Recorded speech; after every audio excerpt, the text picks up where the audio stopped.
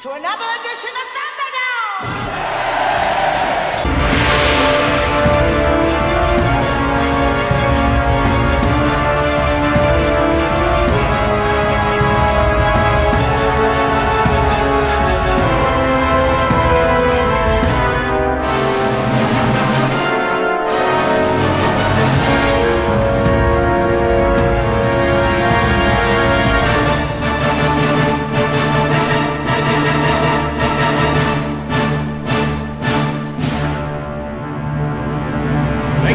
For coming back to Cobra TV, and this is exciting.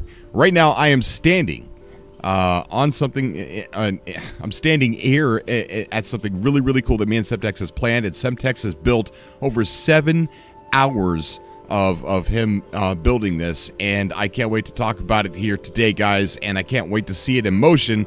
But I am literally standing on something that we are now dubbing what we are calling the Galactic Thunderdome. That is right, the Galactic Thunderdome. This is a PvP arena that is going to be really awesome, where we can come and PvP people. And Semtex, you used to do paintball professionally?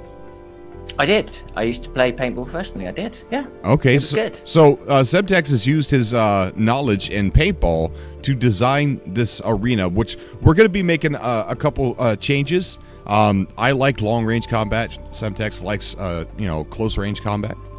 So what we're going to do is figure out a way to have something in here to where you could have close-range combat. Like maybe a structure that if, say, he wants close-range, and I don't, but if he runs in a structure, I have to go into that structure to get him, and the battle might end in there because it's got to be big enough, for it to exist. It might be even like a cubed area with like walls and things like that. I don't know. He's a master builder, so we're gonna let him sort that out. But this is thanks to Semtex for doing this. It is absolutely amazing. And I'm sitting here looking at this right now. I'm sitting here looking at this, and I'm thinking to myself, 7 hours only? I mean, this looks amazing.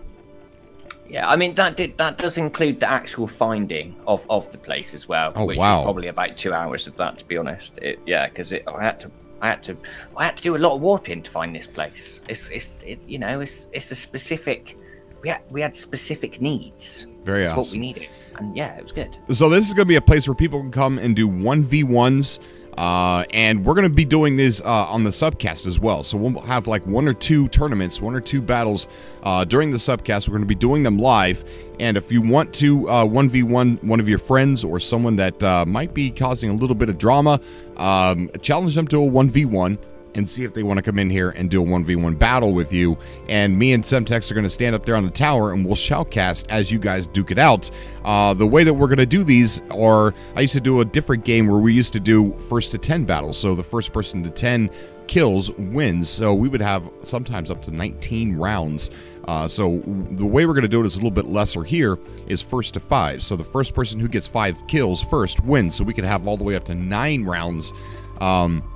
And me and Sam have tested it out, and we're going to make a little bit of changes. He thinks it's too much long range, and too much long range. So we're gonna do a few changes to it. But behind here, and behind all these walls, these are starting walls. This is where you start, and so you could even start at red if you like, if you want to be that dangerous and start at red, and then start from all the way over here. But behind each one of these walls is a place to fill up your first aid, and so they're a little bit difficult to get to, and there's also one inside there. We'll take a look at that in a minute. There's one inside there, and so it's not easy getting to these, because while you're running, you're very vulnerable from being shot in the back, and there's a high hit damage when you're being shot in the back, isn't there, Semtex?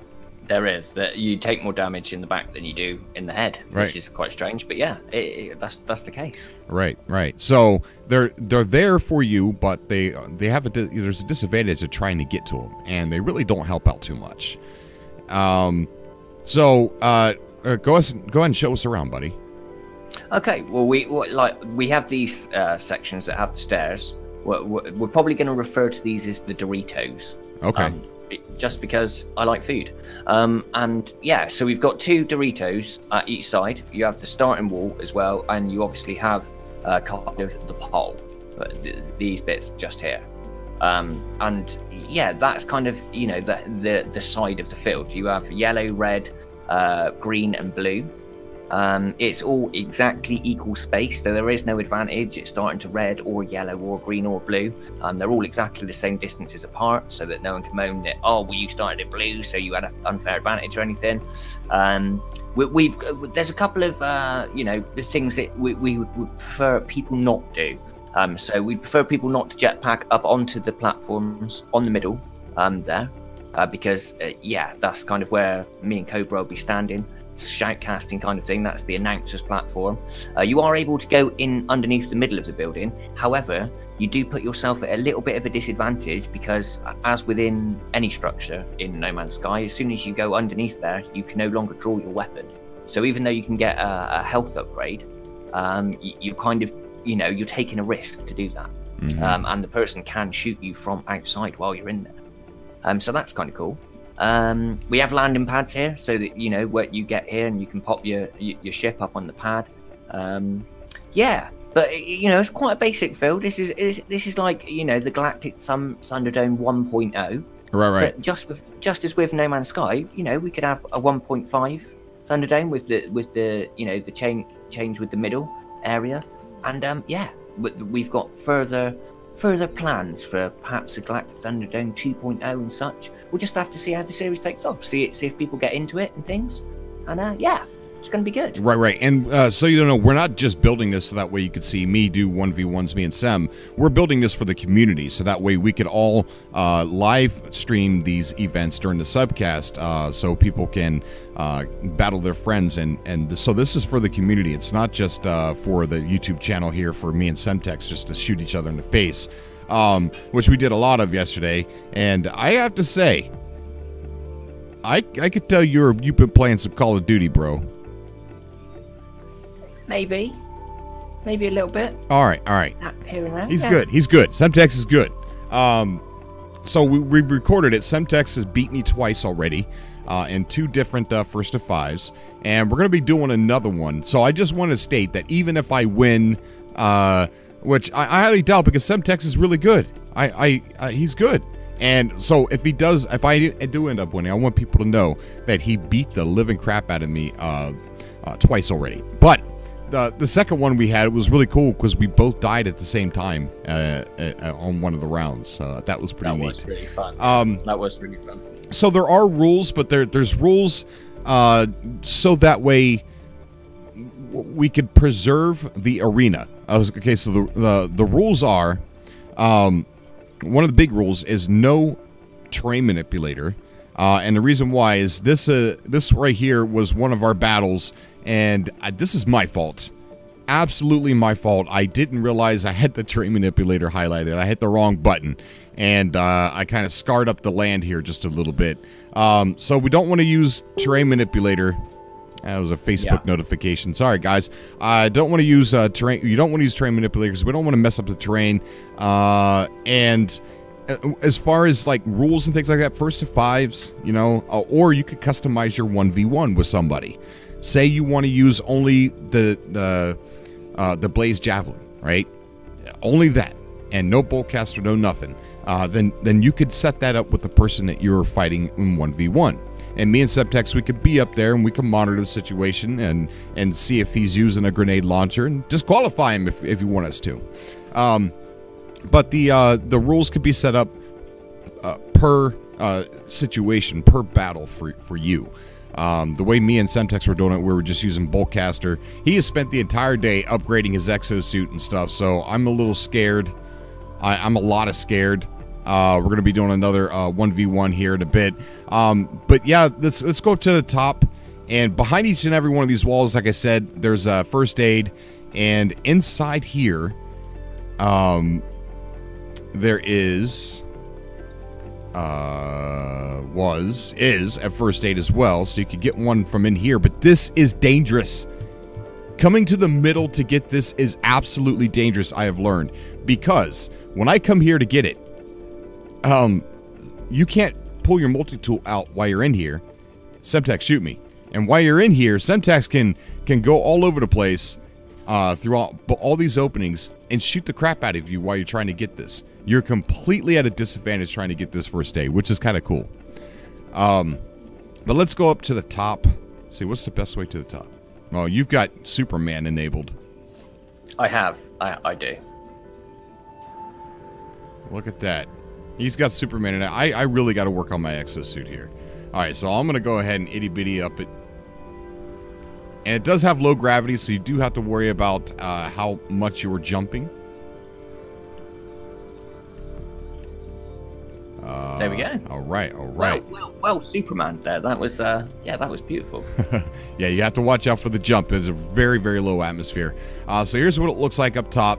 And here's where me and Semtex, maybe we could build like some ledges, you know, like some planks that we could actually walk out on.